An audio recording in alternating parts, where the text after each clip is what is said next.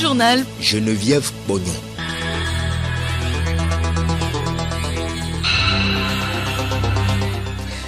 Madame, Monsieur, bonjour et merci de nous rejoindre à l'heure du journal. Week-end très festif. Revaison dans le canton de Raouteux, Djounenyouzan, des communautés paix à Guenivé et à Plaou ont connu hier leur apothéose. Une occasion pour ces peuples de revisiter leurs diverses valeurs culturelles. L'apothéose de Djounenyouzan s'est déroulée en présence du Premier ministre, Komisilom Klasu. La communauté Peul à la recherche du vivre ensemble. Des leaders de cette communauté s'approprient depuis hier des tests réglementaires de la transhumance. Et puis à l'étranger au Soudan, il est finalement né. L'accord historique a été signé hier entre le Conseil militaire et la contestation. L'accord est une feuille de route pour ramener le pouvoir aux mains des civils. Les grandes lignes de ce document à découvrir dans cette édition.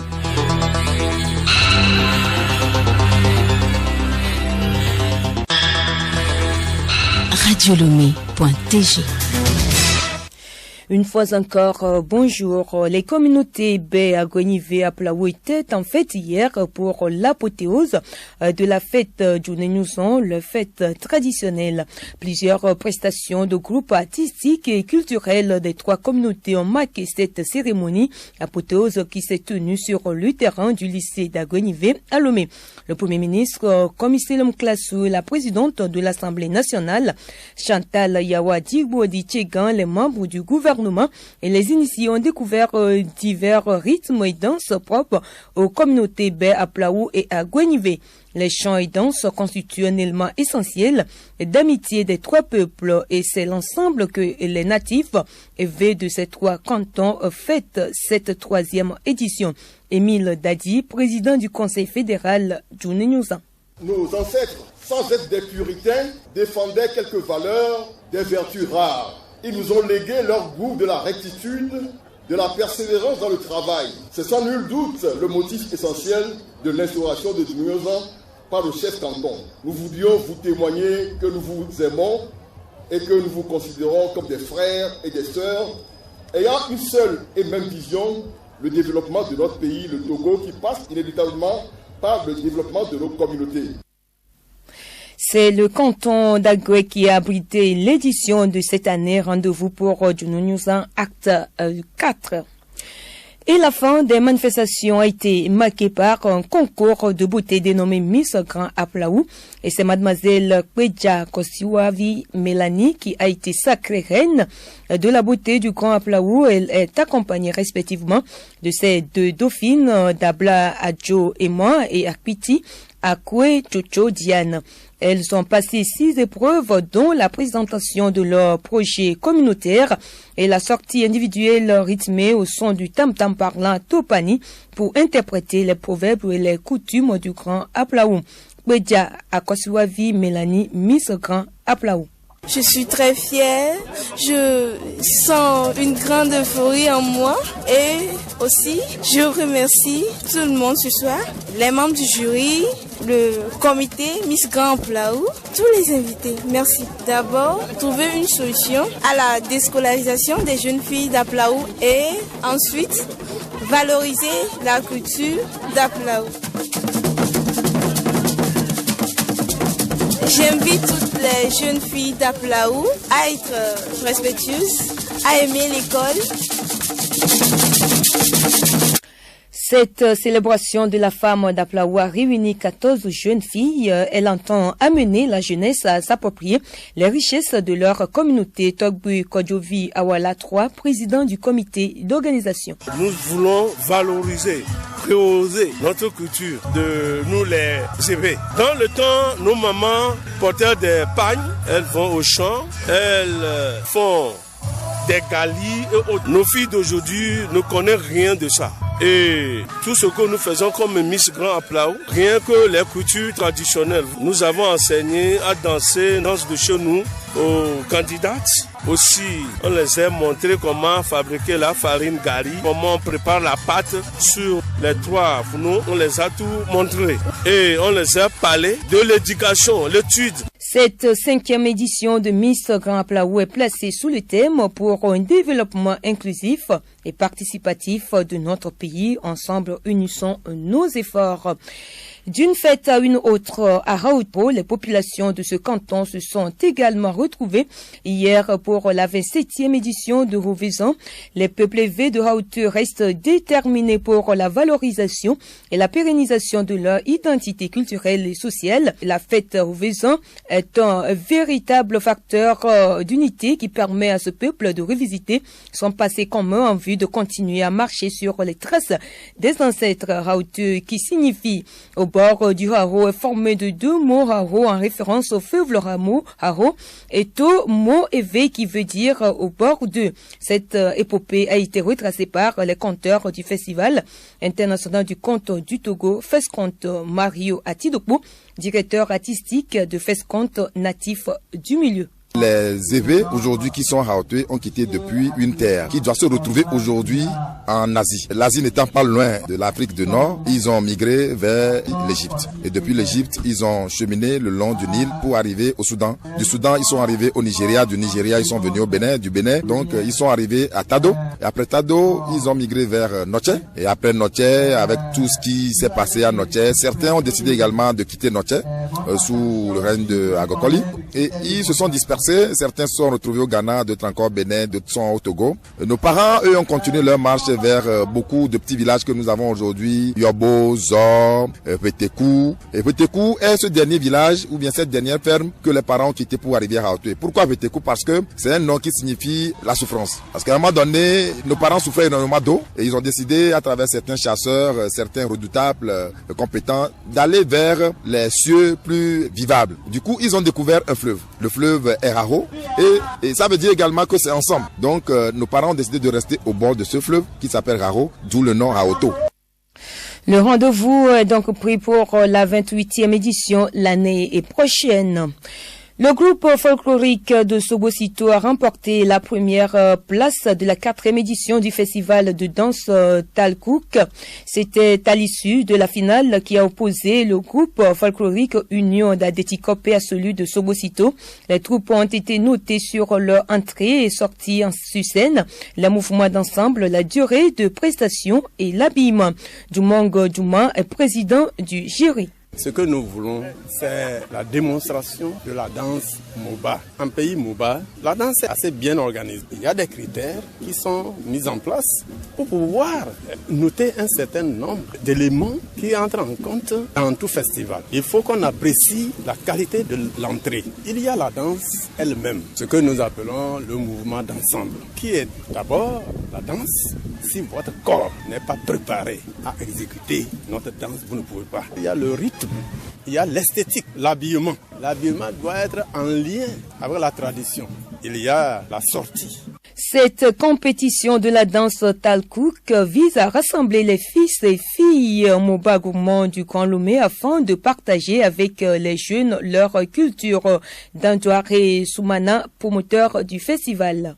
Nos enfants qui sont nés ici, ils n'ont jamais été au village. Ils ne connaissent pas l'origine de la danse et ils n'ont jamais vu aussi pratiquer. C'est pourquoi on a instauré ça à Lomé ici pour que nos enfants qu'on met au monde ici puissent arriver à comprendre et connaître leur origine. On a fait ce choix parce que c'est une danse qui est populaire dans tout le public Moba. Que cela soit au niveau de mariage, les funérailles et tout ça, c'est ça que cette danse qu'on pratique.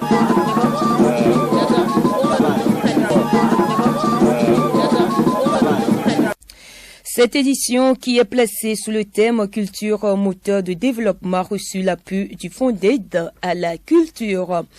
Le Festival international du film de Lomé Fifiville a ouvert ses portes ce week-end à Lomé. La 9e édition vise la sensibilisation des amateurs et amoureux du 7e art sur l'utilité et les métiers du cinéma. Les responsables du Fifiville ambitionnent à terme de contribuer à l'éclosion des talents, mais surtout de participer à la professionnalisation du secteur du cinéma au Togo. La particularité de cette édition reste le gala de football disputé vendredi et Koué Kani, directeur du Fifiville. Les projections sont de 18h à 22h chaque soir à la maison des jeunes d'Amman Dahomey. Notre objectif, c'est pas forcément les professionnels, mais les amateurs plus se professionnaliser pour que les films que nous faisons, que nous diffusons sur nos chaînes de télé puissent avoir au moins une bonne qualité d'image, de son, pour pouvoir rehausser l'image du pays à l'extérieur dans les festivals et n'importe où dans le monde. Apothéosé hier à Lomé du projet Nous Maman, c'était à l'issue d'un spectacle des enfants en situation de handicap initié par l'ONG Action Développement Santé pour tous en partenariat avec l'ONG française LCA. Ce projet veut donner les mêmes chances d'éducation aux enfants en situation de handicap pour une insertion sociale. Bourcode Marine, responsable du projet. Le projet, ça a été de répondre à une demande locale, de pouvoir inclure des enfants en situation de handicap et des enfants tout venant. Donc c'est un projet qui nous a très vite intéressés. Toutefois, on s'est dit que ça allait nous demander du travail et en fait, les enfants ont très bien évolué et on trouve que voilà, chacun a pu apprendre à communiquer plus facilement. Les enfants se sont très bien entendus entre eux, se sont entraidés. Et je pense que ça les a aidés dans leur socialisation.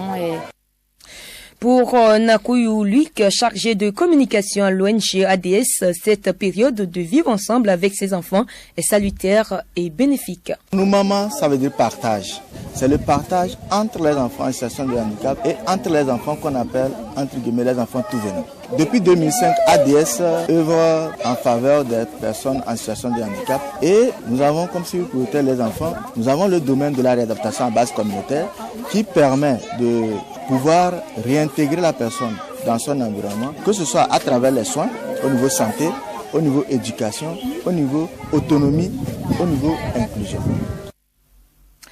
Je le disais en titre, la communauté Peul est à la quête du vivre ensemble. Les membres de cette communauté sont depuis hier à Déticopé dans la préfecture d'Agoignivé pour échanger sur leur rapport avec l'environnement social. Cette rencontre de 2 jours permettra aux leaders Peul de tous les cantons du Togo de s'approprier les tests réglementaires de la transhumance. Ils seront également entretenus sur la culture du bon voisinage et la dénonciation des malfroids et des bandits.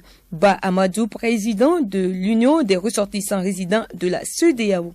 La communauté Peul, à travers son président, veut sensibiliser les autorités. Si on arrête un malfaiteur, un coupeur de route, un tueur, un braqueur, il ne faut pas qu'on assimile ça à toute une communauté. Parce que dans toutes les communautés, il y a les mauvais grains. C'est le mot là qu'on veut que ça soit dissocié avec la communauté. Les malfaiteurs subissent la rigueur de la loi. Mais on ne veut pas qu'on assimile les malfaiteurs qui se trouvent dans la communauté à toute une communauté.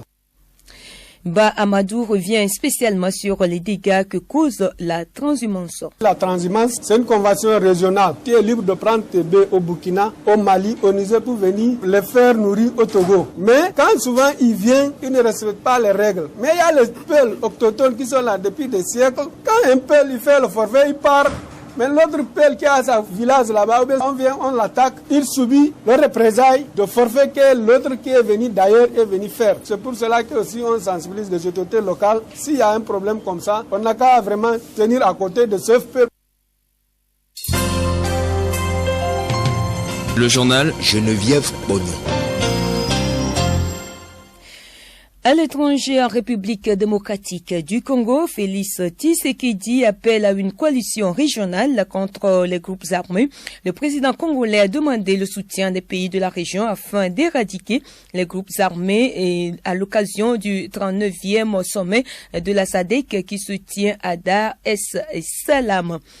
Au Soudan, la cérémonie de signature de l'accord de transition a eu lieu hier au Friendship Allen à Khartoum en présence du chef d'État et de gouvernement de la région comme le premier ministre éthiopien et le président kenyan.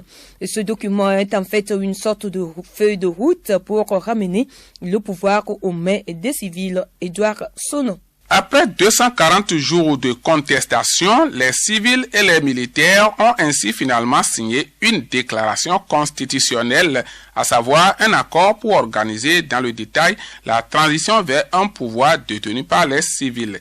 Dès ce dimanche, le conseil militaire sera dissous.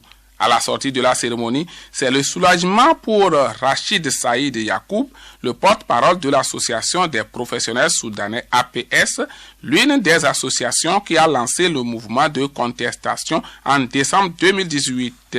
Après la fronde populaire soudanaise, le 11 avril dernier, l'armée avait destitué Omar el-Béchir, resté 30 ans au pouvoir et pris ainsi la tête du pays. Cet accord est donc une victoire pour les démocrates, mais cela reste une victoire fragile. Il faudra composer avec les généraux soudanais. Le Conseil de souveraineté, l'organe exécutif de la transition, sera composé de 6 civils et de 5 militaires avec une présidence tournante qui sera d'abord confiée aux militaires. Le 20 août, Abdallah Hamdok, un ancien économiste, devrait être nommé Premier ministre, puis un gouvernement sera formé, au sein duquel 2 postes clés, la défense et l'intérieur, seront réservés à l'armée. Le travail pour relever le pays pourra ainsi commencer et durera pendant 3 ans et 3 mois. Des élections générales sont prévues en 2022. Le bras de fer se poursuit entre les manifestants et les autorités hongkongaises. Une journée de mobilisation sous haute tension ce dimanche à Hong Kong, territoire chinois semi-autonome. Des manifestants opposés au gouvernement comptent réunir pacifiquement 1 million de personnes. Plusieurs rassemblements sont organisés, dont certains interdits, de quoi s'exposer à une réponse musclée de la police qui a renforcé ses moyens. 63 morts et 182 blessés, c'est le bilan d'un attentat kamikaze contre un mariage à Kaboul. En Afghanistan, l'attaque n'a pas encore été revendiquée.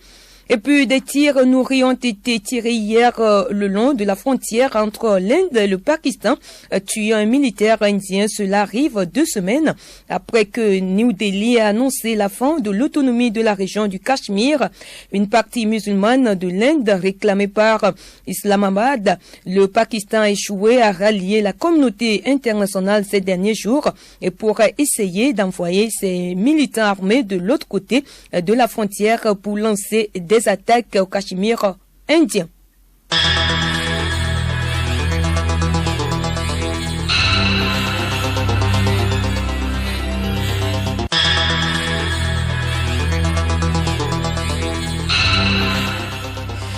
Ainsi se referme cette édition. Merci de votre fidélité. Avant de nous séparer, le rappel des titres. Week-end très festif revaisant dans le canton de Haute, Djounenyouzon, des communautés baies à Guenivé, à Plaou ont connu hier leur apothéose, une occasion pour ces peuples de revisiter leurs diverses valeurs culturelles. L'apothéose de Djounenyouzon s'est déroulée en présence du Premier ministre Comissé Lom Klassou. Et puis la communauté Peul à la recherche du vivre ensemble. Des leaders de cette communauté s'approprient depuis hier les tests réglementaires de la transhumance.